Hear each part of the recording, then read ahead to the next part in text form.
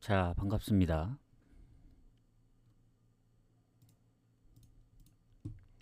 일단 어제는 좀 아쉬운 부분들이 많습니다.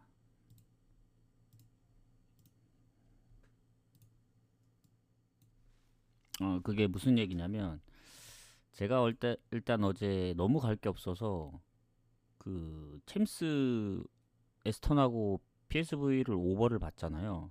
근데 두 개 배당이 너무 안 나오길래 AT 승을 보지만 좀 애매하고 릴은 무승부를 받고 그래서 이제 챔피언십을 껴가자니 애매하고 그 리즈도 배당이 너무 낮았고 그래서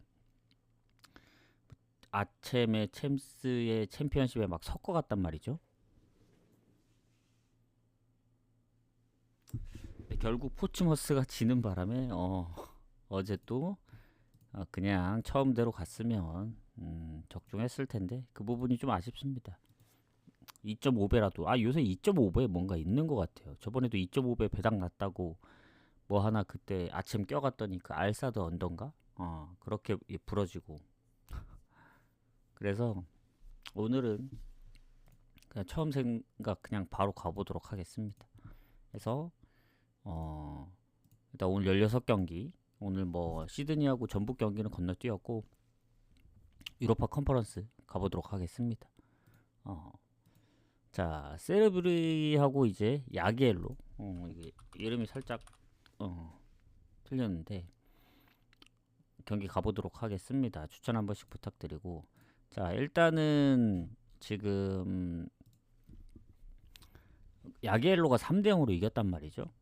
그리고 어, 어쨌든 홈에서 3대 0으로 이겼기 때문에 상당히 유리한 입장이긴 합니다.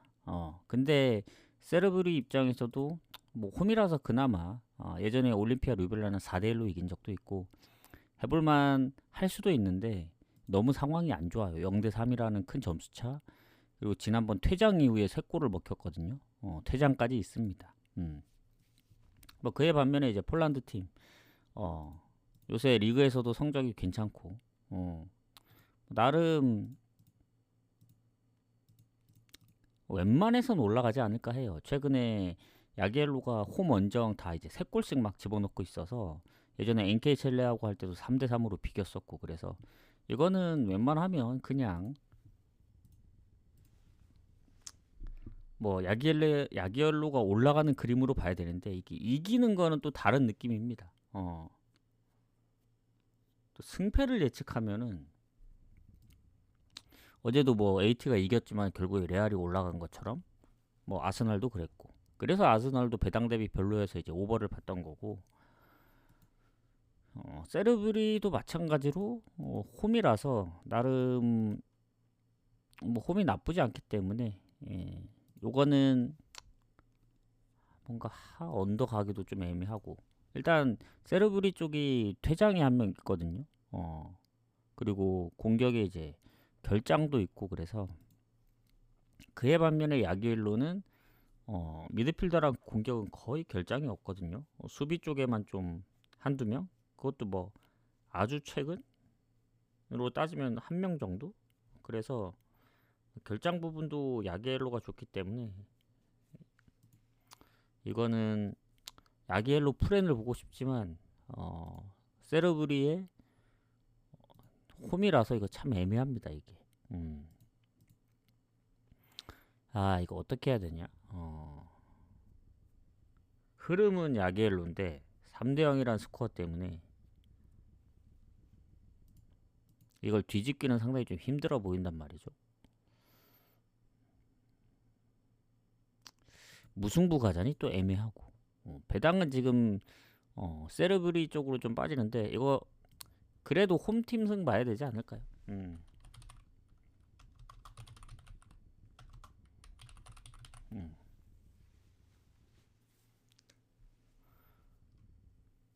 요렇게 승무 사이드로 보겠습니다. 승무. 요렇게 보는 게 맞는 것 같아요. 그 다음 루가노하고 엔케첼레 가도록 하겠습니다. 일단 루가노 같은 경우 지금 엔케첼레한테 0대1로 졌거든요. 얘네도 지면서 퇴장이 있었습니다. 그래서 지금 보면은 후반 막판 퇴장이었거든요. 수비. 그리고 슈팅은 더 많았고 점유율도 더 많았기 때문에 아까 0대 3인 그 야기엘로하고의 그 느낌하고는 좀 다릅니다. 이게 한 골 차면은 충분히 어 만회도 할 수 있고, 더군다나 이제 그때 슈팅도 더 많았고 또 홈이고 지금. 그리고 어 이 최근에 이제 루가노의 그 성적이 막 그렇게 좋진 않거든요. 지금 리그에서도 연패 중이고, 챔스 포함하면은 지금 아까 리그 3연패 뭐 컵 대회 다 포함하면 5연패라서 연패를 사실 좀 끊어야 될 타이밍이기도 합니다. 루가노 입장에서 보면. 그래서 상황은 NK 첼레가 좋긴 해요. 어쨌든 뭐 비기면 진출이니까. 그리고 최근 컨퍼런스에서도 성적이 좋았어요. 뭐 아포엘 원정이라든가 루가노 무실점으로 막았고. 근데 이제 원정이라는 점. 아무리 루가노가 이제 퇴장이 있었어도 수비 퇴장이었거든요. 수비 퇴장이고 이 공격에 일단은 결장이 좀 많았습니다. 지금도 많긴 하거든요. 장기 부상자 포함해서 뭐 명단 제외까지 하면은 거의 다 경고 누적. 그래서 공격 쪽에 부재가 많긴 한데, 그나마 다행인 건 미드필더 라인 쪽에서도 골이 좀 있고, 그리고 홈인점. 그리고 엔케첼레도 보면 수비에 경고 누적 있고, 루가노만큼 막 결장이 그렇게 많지는 않아 보이거든요. 장기 부상 포함하더라도. 그래서 저는 요 경기는 뭐 결장이 조금 많아서 조금 걱정이 되긴 하는데, 그래도 홈인점을 감안하면 루가노 쪽을 좀 봐야 되지 않을까. 근데 루가노가 요새 상황이 그렇게 좋지 않다 했죠. 배당도 별로 마음에 안 듭니다. 1.61이라서. 뭐 루가노가 그렇다고 뭐 최근에 컨퍼런스에서 뭐 압도적으로 좋았냐? 그것도 아니고. 다만 지난번 퇴장도 그냥 막판 퇴장이고, 뭐 슈팅이나 이런 점유율이 앞섰기 때문에 그래도 루가노 승부 사이드로 봐야 되지 않나. 이것도 홈이라서. 다만 배당을 고려할 때 좀 고민을 해봐야 될 것 같아요. NK첼레 입장에서도 보면은 최근 아포엘 원정이라든가 성적이 좋았거든요. 그래서 고민을 좀 해보겠습니다. 요 그 앞에 두 경기, 그리고 라피드빈하고 보라츠바 가도록 할게요.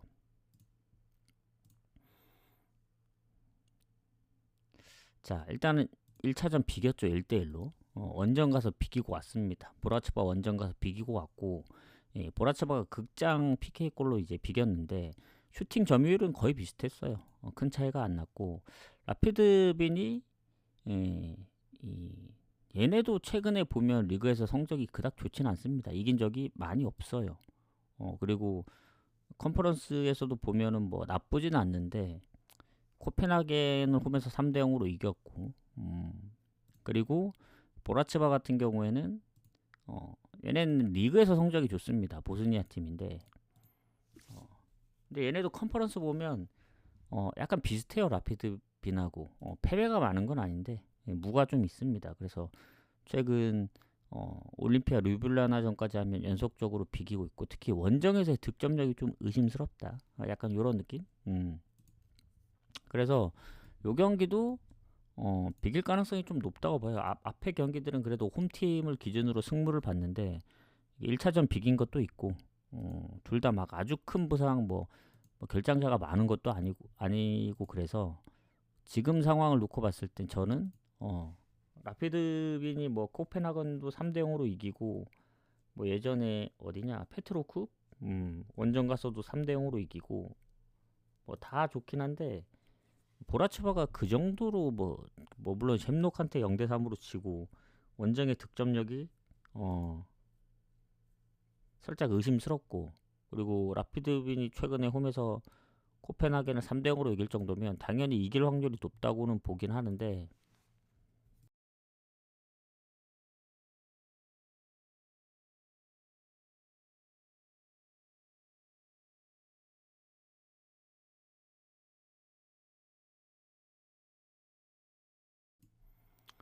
그 정도일까라는 생각이 들거든요. 1.35 정도의 배당을 받을 정도인가.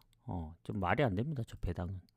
배당 대비 메리트 없습니다. 라피드빈 보라치바는 뭐 라피드빈이 우세하긴 하지만 승무로 보진 않고 저는 어느 보도 이게 참 애매해요. 이게 반반이라서 이것도 그냥 승무로 봐야 되나? 승무를 보면서 뭔가 고배당으로 차라리 접근할 거면 이제 핸디 쪽으로 노리던가. 지금 아무래도 코펜하겐 3대 0으로 이긴 게 조금 크다고 보긴 하거든요.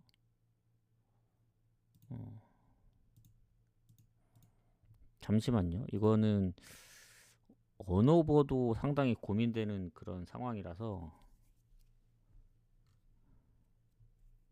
확실히 홈에서 그래도 이길 확률은 좀 높다고 보긴 합니다. 요것도 승부 사이드 봐야겠네. 안 되겠네. 예. 오늘 뭔가 좀 애매한 경기들이 좀 많네요. 배당 대비 별로거나 뭐 불확실하거나 어쨌든 아직까지 컨퍼런스는 그렇습니다. 자, 그리고 유로고르덴하고 파포스 가도록 하겠습니다. 자, 유로고르하고 파포스 지금 파포스가 1대 0으로 이겼죠. 그리고 그 유로고르덴은 아직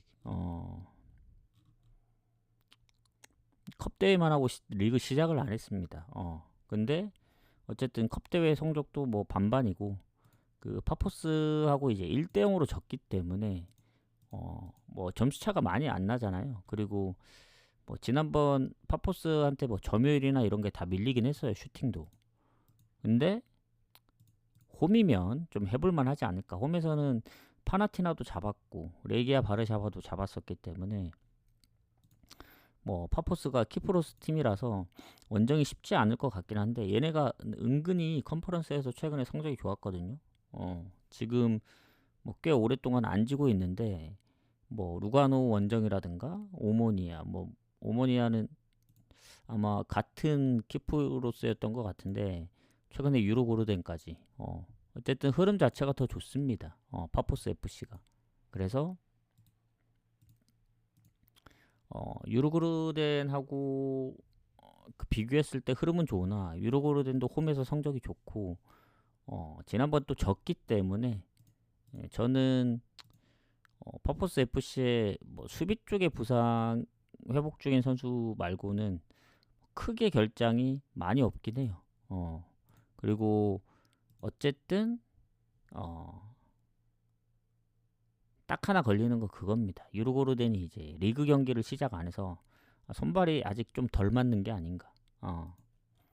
파포스는 지금 거의 마지막 경기를 앞두고 있고 그래서 제가 볼 땐 그래도 유로고르덴 쪽으로 좀 봐야 되지 않을까.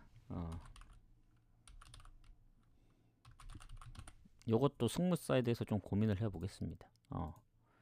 그래야 될 것 같아요. 자, 그리고 라치오하고 풀젠 가보도록 하겠습니다.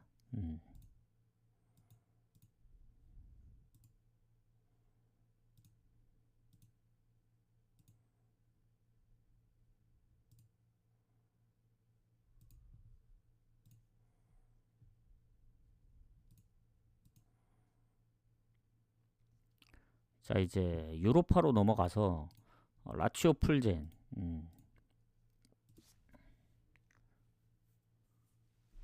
자, 라치오가 풀젠을 2대 1로 이겼습니다. 근데 타격이 좀 있었죠.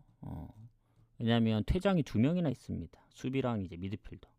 근데 공격이 거의 결장이 없다 보니까 뭐 물론 퇴장이 있는 게 좀 타격이 있을 수는 있으나 풀젠도 보면은 뭐 질병으로 못 나오는 선수가 한 2명 되고 하다 보니까 뭐 라치오가 크게 밀릴 것 같은 그런 느낌은 안 들어요.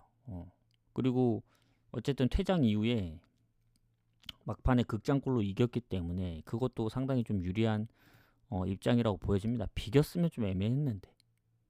그리고 볼로냐 원정을 가야 되는 라치오 입장에서는 최소한 지지 않는 그림으로 가지 않을까. 지난번 우디네세전 비겨가지고 최근 어쨌든 3경기 무패긴 하거든요.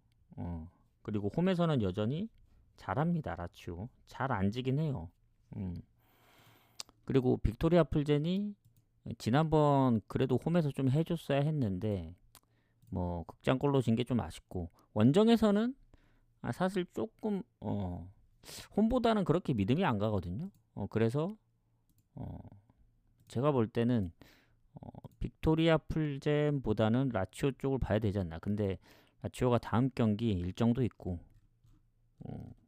그 배당이 요것도 사실 그렇게 막 썩 좋아 보이진 않는데 그래도 저는 홈이라서 뭐 이기지 않을까 하는데 걸리는 게 있습니다. 뭐냐면 그 뭐 빅토리아 풀잼도 일정인데 일정이에요, 일정.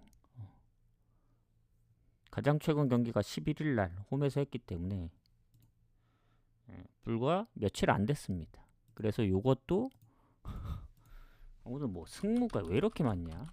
라치오 승무. 그러니까 배당 대비 별로 마음에 안 든다 이거죠. 그렇다고 이제 언더 가자니 한번 오버 났던 적도 있고 이거는 차라리 언더를 보는 게 더 나을 것 같은데요. 라치오가 이 유로파에서의 성적을 보면은 근데 언더 가기도 좀 애매한 게 홈에서 소시도 3대1로 잡고 그리고 한 골 차라 이게 모르거든요. 그래서 뭐 무승부 쪽으로 가기에는 라치오가 위험 부담이 있어서 이거는 그냥 일단 승보고 물을 껴야 되지 않나 이렇게 생각합니다. 그게 맞는 것 같아요. 지금 오늘 이제까지는 거의 승무 패턴으로 가는데 이걸 참고해야 될 것 같습니다. 어쩔 수가 없다. 자 그리고 올림피아코스하고 보데글림 가도록 할게요. 자 올림피아코스는 지금 보데글림한테 0대3으로 졌습니다. 0대3. 점수차가 여기도 꽤 나죠. 아까 야기엘로처럼. 그리고 올림피아코스 같은 경우에는 주 공격수가 지금 부상입니다. 부상. 누구냐면 아유베 엘카비 이 선수가 15골인데 부상 중이고 거기다 한 명 더 있어요. 그래서 공격에 뭐 물론 이 두 선수 빠지더라도 뭐 골을 넣는 선수들이 있긴 하지만 타격이 좀 크다. 그 반면에 보데글림은 넉넉하죠. 아직 리그 시작도 안 했고 다만 텀이 좀 이 올림피아코스는 그래도 리그를 계속 진행하는 상황이고 보데글림은 그게 안 되죠. 텀이 좀 있기 때문에 그 부분 차이, 손발이 맞고 안 맞고의 그 차이. 그래서 이 그거 말고는 결장 부분도 보데글림이 올림피아코스보다 좋고 그리고 지난번 3대0으로 이긴 게 진짜 크다 보여집니다. 왜냐면 보데글림도 원정을 보면은 뭐 많이 비볐던 적이 있긴 해요. 니스도 비기고 맨유도 비길 뻔 했는데 한 골 차로 지고 뭐 브라가도 잡고 최근에 뭐 트벤테 원정도 한 골 차였고 근데 올림피아코스도 상당히 잘하는 팀 중에 한 팀이거든요. 특히 홈에서는 얘네도 트벤테랑 비겼고 뭐 원정 포르투도 잡았고 한데 공격 쪽의 부상과 그리고 이 뭔가 3대0을 뒤집기에는 쉬워 보이진 않습니다. 그리고 공격 쪽에 부재도 있긴 하고 그 선수가 얼마나 최근에 골에 관여했는지도 봐야 되긴 하는데 최근에 카라바오전 2골 넣었고 포르투 원정도 골을 넣었고 어쨌든 유로파 경기만 놓고 봤을 때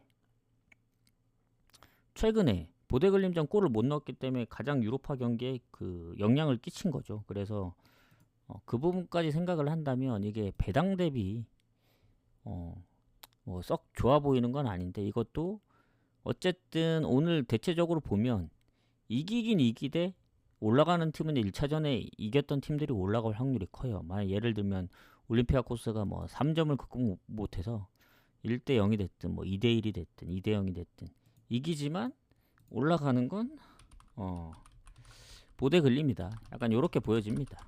그러니까 홈이라 뭐 막 무력하게 질 것 같진 않아요. 그래서 여기 경기도 확실히 이게 공격에 부재가 없으면 마행까지 보겠는데 요거는 올림피아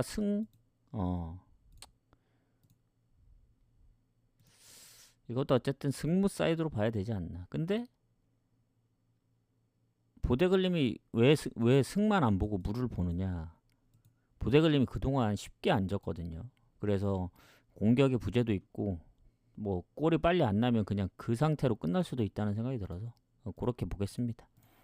자, 그다음 프랑크하고 아약스 추천 한 번씩 부탁드리고, 자, 프랑크하고 아약스 같은 경우는 아약스의 당연한 승리라 생각했는데, 예, 프랑크가 이겼습니다. 왜냐면 프랑크는 뭐 매번 얘기를 하지만 마름씨가 이적을 한 것도 있고 예전보다 좀 약하다는 느낌이에요. 요새 패배도 많고. 왜냐면 유로파 빼면은 사실 리그도 3연패고 최근에 이겼던 경기는 홀슈타인밖에 없거든요. 그런데도 불구하고 아약스를 역전승으로 잡았습니다. 역전승. 슈팅도 더 많았고. 그래서 이거는 뭔가 약간 느낌이 그런 느낌이에요. 아약스가 지난번 지볼러전을 이기면서 유로파를 제외하면 리그로 치면은 지금 뭐 5경기 무실점에 뭐 지금 연승도 보면은 7연승인데 뭔가 리버풀하고 파리 느낌입니다. 그러니까 지난번엔 원정팀이 이기고 이번에도 원정팀이 이기지 않을까, 약간 그런 느낌이거든요. 그래서 요것도 아약스 프렌 봅니다. 프렌. 그래서 뭐 연장까지 가거나 그럴 가능성이 높아요. 그러니까 최소한 아약스가 질 것 같은 그림은 그려지지 않는다. 약간 요런 느낌입니다. 그래서 프랑크가 지금 뭐 공격에 보면은 에키티케가 가장 골이 많긴 한데 얘네도 보면 수비의 경고 누적이 있고 근데 그 최근 부상은 거의 없긴 하네요. 그리고 아약스 보면은 베오르스트 여전히 장기 부상. 이거 빼고는 최근에 부상이 이제 주전키퍼 그리고 미드필더 한 명 경고 누적. 그러니까 전체적으로 봤을 땐 주전키퍼의 부상 때문에 아약스가 조금 밀리긴 하는데 결장 부분으론 그래도 아약스 프렘 봅니다. 전 아약스 가야죠 요거는. 그 다음 2시 45분 마지막 빌바오하고 로마 가겠습니다. 오늘 딱 여기 16경기니까 여기까지 공개를 하고 나머진 한 번에 쭉 가도록 할게요. 자, 빌바오가 여기도 이제 아쉽죠. 제가 그때 무승부를 봤던 경기인데 로마 승무로 봤는데 무승부를 좀 더 봤던 경기인데 결국엔 극장골로 여기 추가 시간에 넣으면서 로마가 이겼습니다. 로마는 확실히 홈에서 성적이 너무 좋긴 해요. 근데 최근 원정에서도 성적이 좋기 때문에 지금 뭐 리그랑 유로파 포함 6연승, 8경기 7승 1무고 리그에서만 보더라도 5연승.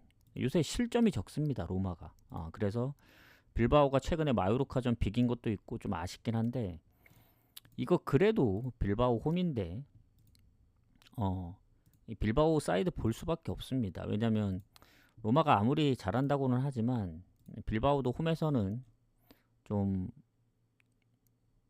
성적이 웬만해서는 잘 안 지긴 하거든요. 그리고 지난번 마요르카전을 보면은 슈팅이 거의 반반이었습니다. 반반. 사실 그 마요르카전 생각하면 빌바오 가기가 좀 힘들긴 해요. 지금 배당도 막 뭐 2배 정도 받지 않는 이상은 저 1.79에 대한 배당이 그렇게 메리트가 없습니다. 왜냐? 뭐 이제 얘기를 하겠지만 로마가 최근에 원정에서마저 성적이 좋다. 그리고 리그 지금 순위를 보시면 아시겠지만 그 라리가에서의 빌바오 순위는 4위입니다. 꽤 높거든요. 근데 세리에에서 로마의 순위는 7위.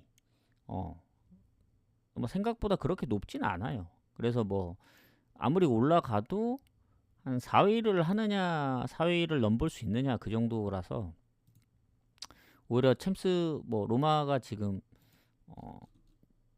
이거 이기면 8강이기 때문에 오히려 가능성을 여기서 보는 게 더 낫지 않을까 그런 생각도 들긴 합니다. 그래서 로마 입장에서는 1차전 이긴 것도 있고 그리고 이제 가장 큰 문제가 뭐냐면 로마는 결장이 크게 없어요. 수비 한 명 빼곤. 근데 빌바오의 이제 오이안 산케트가 팀 내 골이 가장 많거든요. 13골로. 물론 이제 이나키 윌리엄스, 뭐 니코 윌리엄스, 뭐 구루제타 뭐 여러 선수가 있긴 한데 오이안 산케트가 그래도 빠지면은 빌바오 입장에선 손해일 수밖에 없다. 그리고 수비에 퇴장도 있고 그리고 최근 부상도 있고 그래서 부상 여부가 로마가 훨씬 좋습니다. 그래서 요 경기 뭔가 빌바오의 승 보기보다는 최근에 유로파에서의 그 빌바오의 성적을 보면은 홈에서 빅토리아 풀전을 잡기도 했지만 냉정하게 보면은 최근의 기세로 봤을 땐 로마가 훨씬 좋다. 뭐 홈의 빌바오도 좋긴 하지만 그리고 오이안 산케트의 이제 결장도 생각을 하다 보면 저는 이거는 뭔가 무승부 뜰 확률이 크다 봅니다. 뭔가 빌바오가 이기면서 연장 갈 수도 있지만 로마가 질 것 같진 않아 보여요. 다음 일정이 세비야 원정이고 빌바오는 로마는 홈에서 칼리알리기 때문에 로마가 조금 더 괜찮지 않을까 생각합니다. 그래서 로마 프렌 이렇게 보도록 하겠습니다. 그래서 2시 45분 경기를 이렇게 좀 마무리를 하고 잠시만요.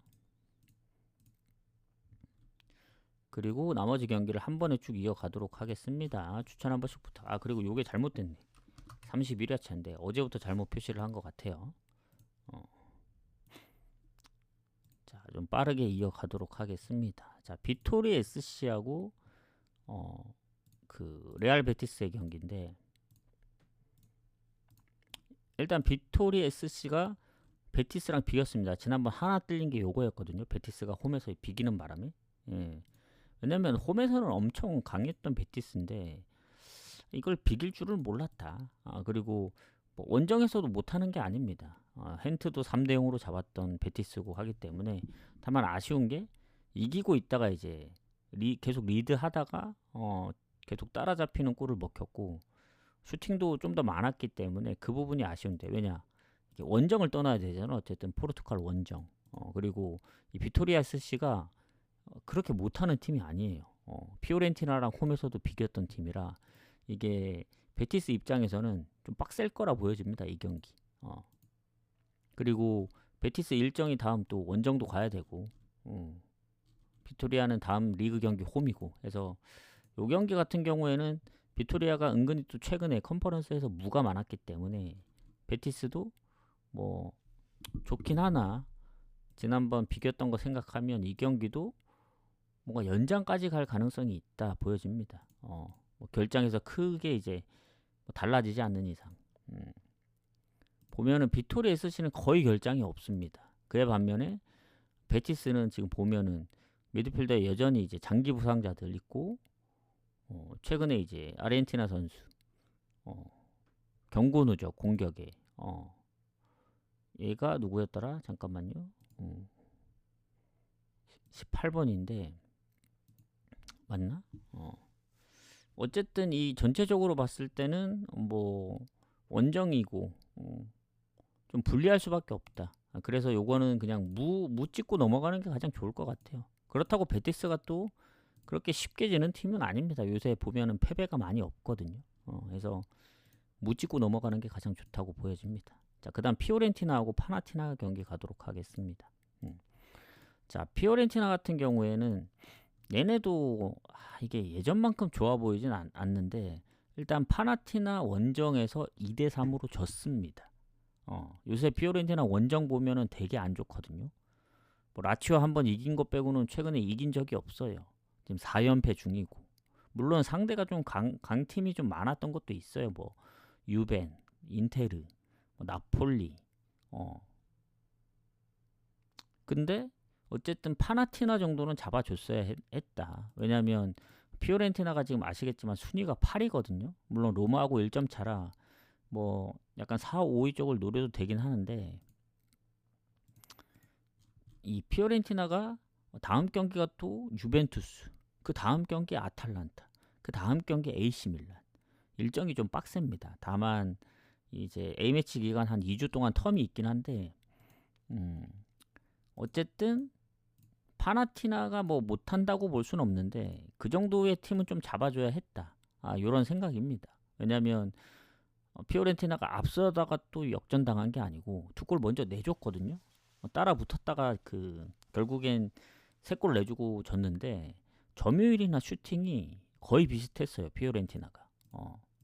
그리고 피오렌티나 입장에서는 그나마 다행인 게 뭐 결장이 아주 크게 있는 건 아닙니다. 공격에 1명 정도만 근데 이제 비중이 좀 낮아요. 골 관여한 비중이. 그리고 파나티나도 보면은 뭐 결장이 크게 없긴 한데 얘네도 그래도 공격에 좀 부상에 회복적인 선수가 있어서 뭐 전체적으로 보면 비슷합니다. 약간 반반 느낌. 그래서 지금 안 그래도 뭐 2대 0이나 3대 0이었으면 좀 빡셀 텐데 한 골 차기도 하고 최근에 피오렌티나가 어쨌든 홈에서 코모전을 지긴 했지만 마지막 홈 경기 레체 1대 0 아니면 예전에 이제 2월 달에 제노아나 인테를 상대로 연승도 했었고 어, 그래서 홈에서는 이기지 않을까. 근데 이게 배당의 문제거든요. 일단은 배당이 떨어져도 1.43이라 가볼만 하다. 저는 피오렌티나 승 봅니다. 마행까지 보기는 좀 어려워요. 왜냐? 파나티나가 아무리 홈에 비해 원정 성적이 안 좋다고는 하지만 최근에 기세가 워낙 좋았기 때문에 한 골차 리드를 어떻게든 지키려고 할 수도 있고 이게 한 골차로 끝나면서 연장을 갈 수도 있다. 요새 연장이 좀 어제도 연장이 있었고 그제도 연장이 있었기 때문에 유로파 컨퍼런스도 그런 경기들이 나올 수 있다 보여집니다. 그래서 저는 피오렌티나 승만 보겠습니다. 승만 보고 넘어가겠습니다. 왜냐면 어제 에스턴 같은 경우는 일정이 없다 했잖아요. 근데 리그 마지막 그 A매치 전에 경기가 남아있는 팀들이 있어서 그런 것도 신경을 써야 됩니다. 자, 레기아하고 몰데 가도록 할게요. 추천 한 번씩 부탁드리고 자, 레기아 같은 경우 몰데한테 또 얘네도 2대 3으로 졌습니다. 몰데 원정 가서 그래서 이것도 한 골 차인데 3대 0으로 지다 이제 두 골을 따라잡은 거라 그나마 다행이다. 슈팅은 더 많았습니다. 슈팅은 좀 더 많았고 일단 레기아 같은 경우 공격에 일단 경고 누적이 한 명이 있습니다. 그 외에 이제 수비 쪽에 뭐 지금 한 부상 한 명 정도? 근데 몰데는 아직 리그를 시작 안 하긴 했는데 얘네도 뭐 수비 쪽에 수비나 미드필더 쪽에 뭐 부상이라든가 부상 의심 그리고 공격에도 부상. 근데 경기 수가 지금 얘네가 리그 시작을 안 했기 때문에 0으로 나오고 최근에 뭐 친선전을 하긴 했지만 성적이 좀 애매한 상황이긴 해요. 다만 컨퍼런스로 한정해서 봤을 때는 예전엔 패배가 많았는데 최근에 뭐 샘록도 잡고 그리고 레기아까지 잡았기 때문에 흐름이 그렇게 안 좋진 않다. 왜냐면 레기아가 지금 컨퍼런스 4연패거든. 3연패 했던 걸로 기억을 하거든요. 그 아마 초반에만 성적이 좋았을 겁니다. 얘네가. 그리고 몰데는 이제 그 홈 원정으로 이제 샘록을 꺾고 올라왔고 얘네는 성적이 좋았기 때문에 아마 그 몰데 경기가 올해 첫 경기였어요. 첫 경기. 그래서 그런 것도 없지 않아 있는데 어쨌든 오버가 많았고 그 레기아 경기가 그리고 몰데도 최근에 득점하는 거 보면은 지더라도 골을 넣을 것 같은 그런 느낌이 들어요. 그래서 이거 같은 경우에는 오버 가능성이 상당히 높습니다. 그래서인지 몰라도 오버 배당이 막 빠지고 있는데 오버를 일단 보고 그래도 레기아 홈인데 몰데한테 그렇게 쉽게 질 거라는 생각이 안 들거든요. 그래서 요거는 좀 흐름으로 가자면 오버 가는 게 좋아 보이지만 이게 한 골 차라는 것 때문에 고민이 됩니다. 레기아 승무로 볼지 아니면 오버 쪽으로 접근을 해야 될지. 그래서 일단 두 개 동시에 볼게요. 요거는 레기아 승과 오버를 같이 보겠습니다. 왜냐면 최근에 리그에서는 레기아가 그 3연승 중이고 4경기 무패 그리고 컨퍼런스에서 그 루가노한테 좀 아쉽게 진 것도 있긴 하지만 그때 퇴장도 있었고 그래서 저는 그래도 뭔가 연장 가는 그 분위기로 가야 된다는 느낌이라 레기아 승 배당 대비 확률로 보면은 뭐 몰데가 더 좋을 수도 있는데 배당이 워낙 떨어져 가지고 레기아 승과 몰데 레기아 승과 오버를 같이 보겠습니다. 같이 그렇게 보고 자 이제 컨퍼런스 마지막 경기입니다. 첼시하고 코펜하겐. 뭐 여기는 뭐 거의 이변이 없는 한 첼시가 이기겠죠. 지난번 그 아쉽게도 마엔을 갔던 경기 이게 첼시 말고 뭐 하나 더 뜰렸나? 2대 0으로 이기다 2대 1로 그 한 골로 따라잡혔는데 일단 슈팅은 비슷했어요. 점유율만 높았지. 그리고 첼시 같은 경우에는 예전에 코펜하겐하고 이제 챔스에서 붙은 적이 있는데 10년이 더 됐는데 그때 0대 0으로 비겼었거든요. 근데 그게 워낙 오래된 전적이라 그거는 제외를 하고, 어쨌든 최근 첼시가 홈에서 올해는 아직 진 적이 없습니다. 작년에도 그때 풀럼전 지고 그게 마지막 패배였으니까 어쨌든. 그리고 원정 성적이 안 좋았는데 그 원정 연패를 끄는 게 코펜하겐입니다. 그래서 흐름 자체는 첼시가 좋다. 그리고 코펜하겐이 최근 뭐 원정에서 보면은 실점이 꾸준합니다. 뭐 하이덴하임 그리고 라피드빈한테는 0대3으로까지 졌기 때문에 이거는 웬만해서는 첼시가 뭐 결장이 아주 많지 않는 이상은 그리고 지금 보면 수비 쪽에 부상이 한 명 있고 최근 마두에케하고 이제 잭스는 여전히 부상 중이고 그리고 무드리크 뭐 여전히 출전 정지에 크게 달라진 건 없는 것 같아요. 전체적으로 보면은 첼시가 딱 걸리는 건 딱 하나입니다. 제가 아스널을 오버봤던 이유가 어차피 여섯 골 차인데 굳이 무리할 필요가 있냐. 다음 첼시 경기 준비하는 게 낫지 않냐. 어차피 PSV가 뭐 6대0으로 이길 것 같지도 않고 해서 오버를 봤던 겁니다. 배당 대비. 첼시도 마찬가지예요. 뭐 6골 차는 아니지만 홈에서 웬만하면 코펜하겐한테 질 것 같진 않거든요. 그러면 한 골, 두 골 앞서가면은 로테를 돌릴 확률이 높아지기 때문에 다음 경기가 아스널 원정입니다. 그래서 그런 거지. 그거 아니면 뭐 무난하게 첼시 승 봐야죠, 요거는. 그리고 첼시가 지금 4위인가 그럴 거예요. 이기면 아스날하고 3점 차로 줄어들기 때문에 우승은 리버풀이 거의 이제 굳혀지는 구도지만 2위 싸움이 치열한 거죠, 이제. 그래서 그 다음 경기도 중요하다 해서 첼시가 일단은 지는 그림은 안 보입니다. 근데 마엔 보기가 좀 어렵다. 뭔가 또 한 골 차로 끝날 수 있는 상황이 생길 수도 있다고 좀 보여집니다. 제가 볼 때는 다음 경기 신경 써야 되니까. 물론 첼시가 최근에 뭐 샘록 이길 때도 뭐 5득점을 하긴 했는데 얘네도 뭐 올해 들어서는 그 코펜하겐 원정이 첫 경기였고 그리고 코펜하겐 입장에서는 뭐 잃을 게 없는 거죠. 어차피 한 골 차라. 그리고 첼시가 컨퍼런스에 얼마나 비중을 두는지는 모르겠어요. 예전에도 막 로테를 많이 돌렸던 걸로 알거든요. 그래서 일반 승만 봅니다. 일반 승. 그래서 고배당 쪽으로는 핸디 문화, 뭐 END 문화 그런 쪽으로 노려야 되지 않나. 이게 3.5를 줬다면 저는 언더를 갔을 거예요. 근데 2.5라서 오히려 오버 가는 게 낫나 2.5면? 코펜하겐이 그래도 뭔가 득점을 하거나 만에 하나 첼시가 지는 그림까지 생각을 하거나 뭐 지더라도 뭐 두 골 차 아니면은 연장 가는 거기 때문에 그래서 저는 차라리 첼시 승을 보는데 첼시가 1차전처럼 2대1로 이기든 뭐 어제 뭐 아스널처럼 2대2로 비기든 코펜하겐의 뭐 역배가 터지든 배당 대비 확률로 볼 땐 첼시 승인데 배당까지 챙겨가려면 오버를 같이 봐야 되지 않나. 저는 요거 아까 레기아는 레기아 승이 좀 더 좋아 보였고 배당까지 생각을 해야 되니까 첼시는 오버 보겠습니다.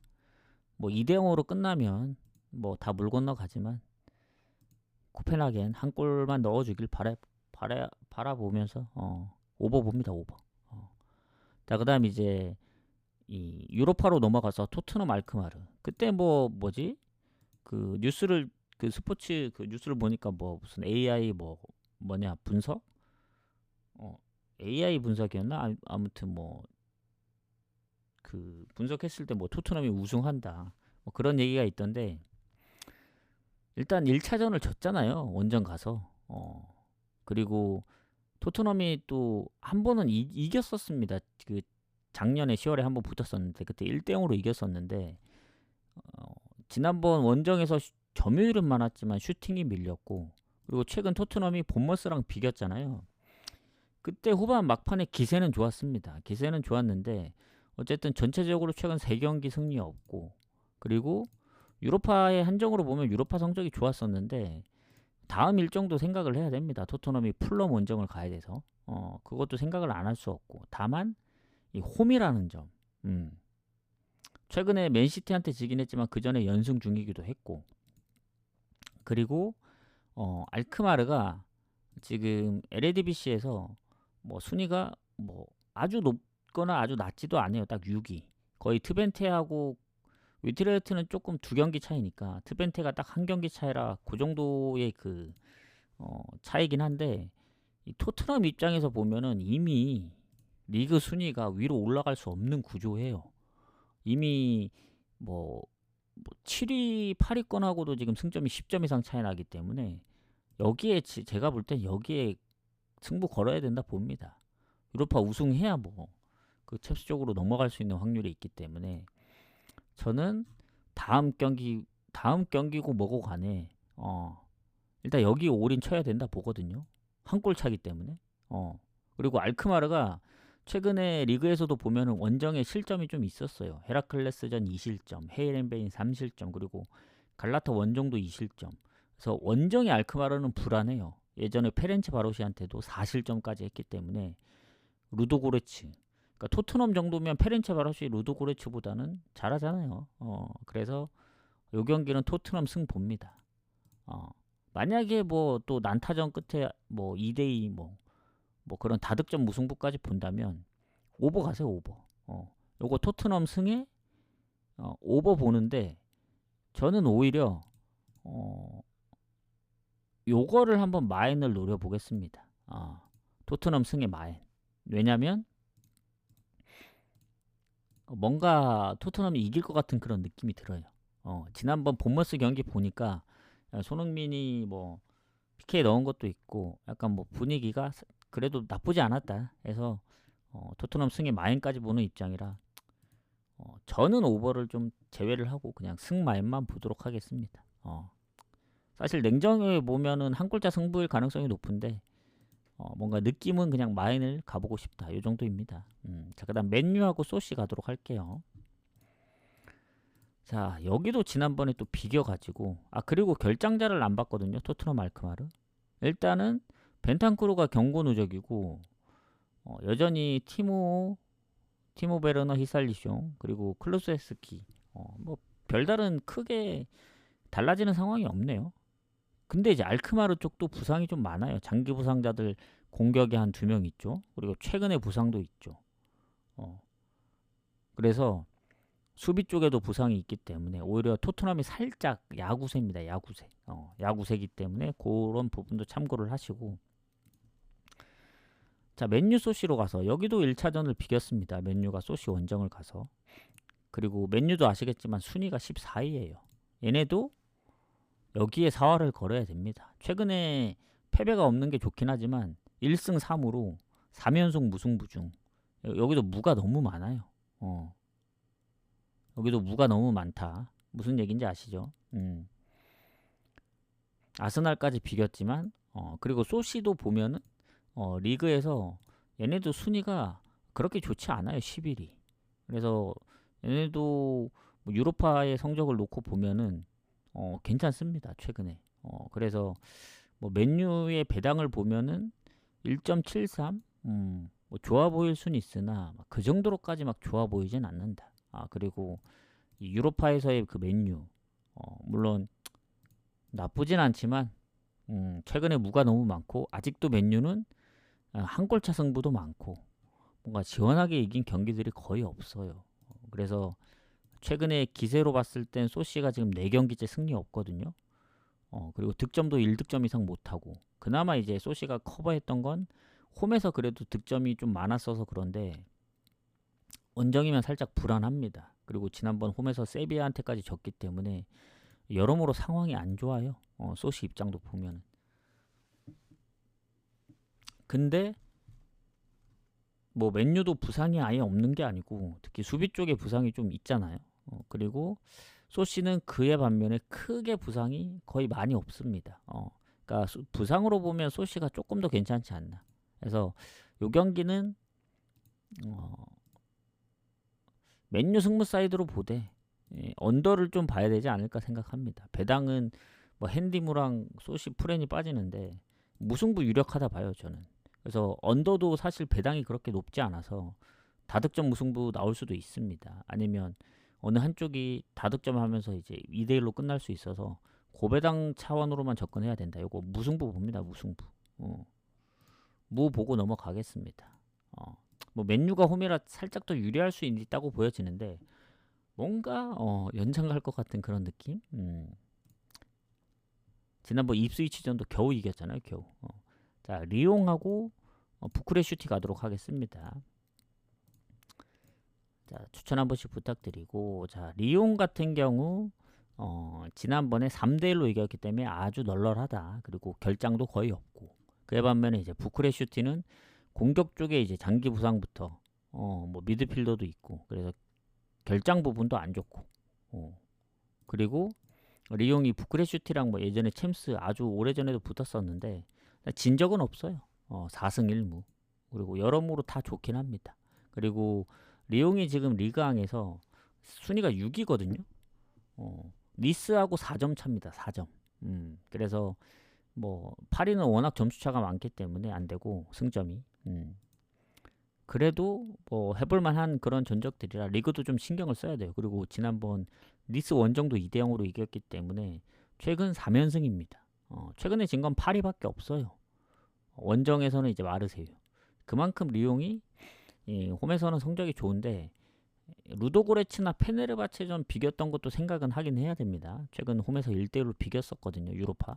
그리고 부쿠레슈티가 원정에서 PAOK라든가 뭐 잡았던 전적들도 있고 그래서 조금 조심해야 되긴 하지만 3대1의 스코어라서 그리고 그 다음 경기도 뭐 홈에서 르아브르 정도면 물론 리그도 신경 쓰면은 로테를 돌릴 확률이 좀 있긴 해요. 좀 이기다 보면. 그래서 요것도 그럼에도 불구하고 리옹 승 마행까지 봅니다. 뭐 스테아우 부크레슈티가 뭐 확실하게 골을 넣는다는 그 생각도 잘 안 들거든요. 그리고 지난번에 리옹이 막판에 2골을 넣은 게 좀 큽니다. 5분 안에 2골을 넣어가지고 어쨌든 유리한 입장이기 때문에 아니면 1대1로 끝났을 수도 있다 봐요.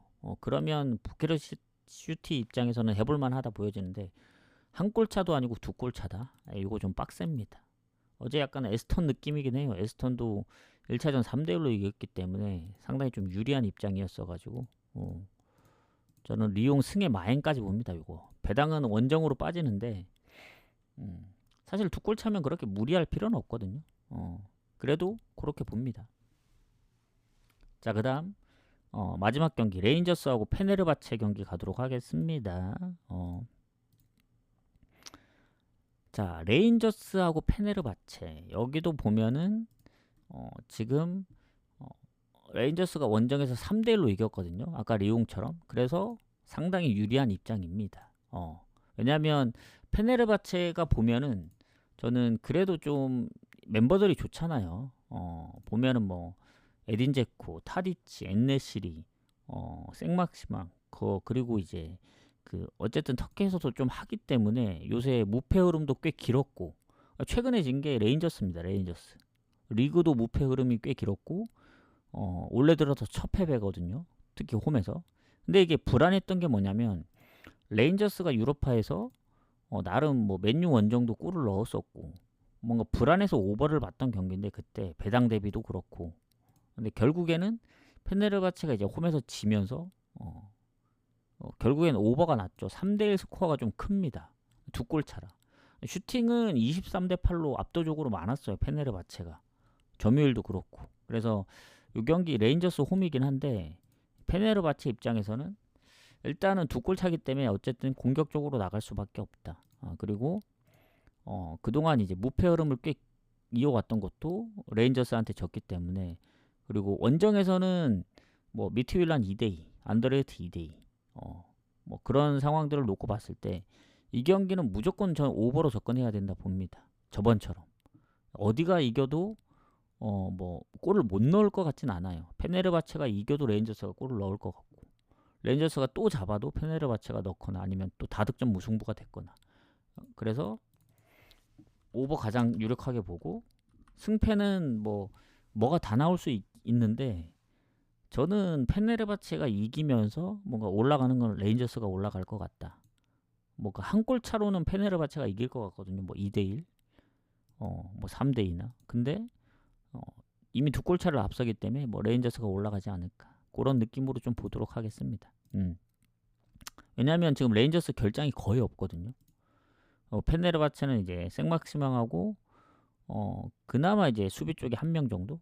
얘네도 공격 쪽 라인이 뭐 엔네시리가 16골, 에딘 제코가 12골로 전체적인 골이 많긴 한데 그때 홈에서 못 이겼으면 원정도 좀 힘들 거라 생각이 됩니다. 그래서 이렇게 좀 마무리를 하겠습니다. 그래서 오늘 원래 좀 더 일찍 왔어야 했는데 좀 늦게 왔다. 원래 한 4시 좀 넘어서 올려 했는데 좀 늦었네요. 그래서 어제 그냥 욕심 안 부리고 그냥 2.5배 갔으면 아약스래죠. 아스널 오버, 에스턴 오버 갔으면 깔끔했는데 괜히 또 이제 머리 쓴다고 이거저거 섞다가 무너졌다. 오늘은 처음 생각대로 가겠습니다. 그냥 뭐 바꾸지 않고. 해서 못 보신 분들 다시 보기 참고하시고 이따가 아마 어제처럼 잠깐 와서 뭐 간추려서 할 수 있으면 하도록 할게요. 어제도 한 9시인가 그쯤에 왔던 것 같거든요. 정확히 시간이 기억이 안 나는데 그래서 수고하셨습니다. 그래서 저는 이제 조합을 좀 마무리해야 될 것 같아요. 오늘은 시간대별로도 묶어서 가야 될 게 있으면 가야 되고 그리고 오늘부터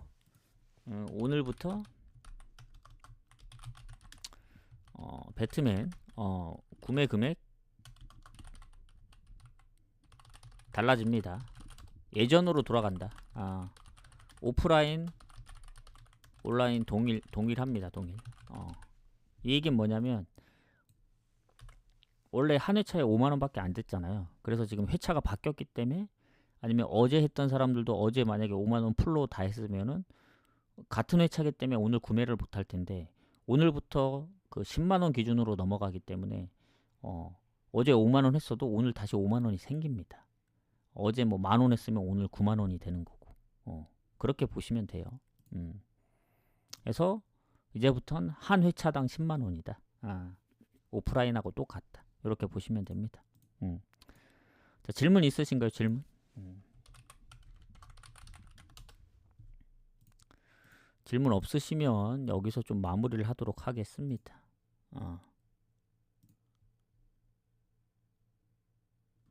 그럼 여기서 마무리를 하죠. 수고하셨습니다.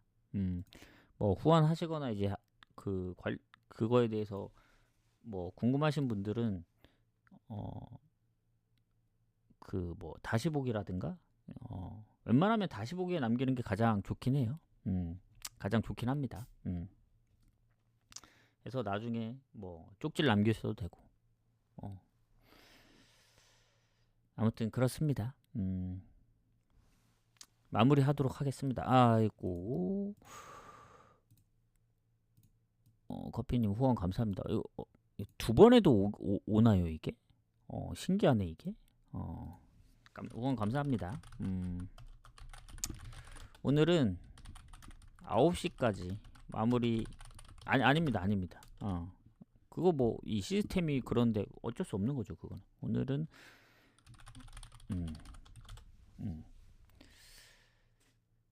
오늘은 9시까지 마무리해서 보내드릴게요. 급해가지고 알겠습니다. 어차피 뭐 그 다시 보기에 쏘셔도 됩니다. 방종을 하더라도 꼭 라이브에만 후원하는 게 아니고 다시 보기 동영상에 쏘셔도 되기 때문에 그런 거는 그렇게 급하게 생각 안 하셔도 돼요. 그래서 오늘은 승무 보는 게 너무 많아서 좀 고민을 해봐야 될 것 같아요. 9시. 그래도 이제 원래 뭐 가장 맥시멈이 9시였기 때문에 9시까지는 좀 마무리해서 오늘 진짜 갈 게 없으면 다폴도로 가든 어차피 주말에 경기가 많기 때문에 좀 괜찮은 게 있으면 어제처럼 배당이 낮아도 좀 밀어붙이든 하도록 하겠습니다. 수고하셨습니다. 그러면 마무리해서 보내드릴게요.